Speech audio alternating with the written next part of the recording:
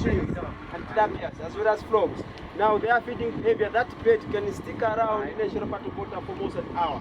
No moving, no shaking, so that the fish come around, be attracted with the bird shadow. Now that bird is a chance of the fish to eat. So we have 4 species of egrets. Number 1 is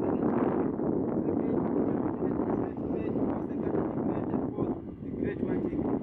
Now the western cattle egret, these are the ones they move together with animals, like cows, or at the back of the buffaloes, they feed on ticks from animals. So these small hills that you see around this lake, these are termite mountains. So these are so on a carpet of water, as you can see, there are so many beautiful flowers, purple, pinky, and white flowers. So these are water lilies or lotus. Now, the water lilies or lotus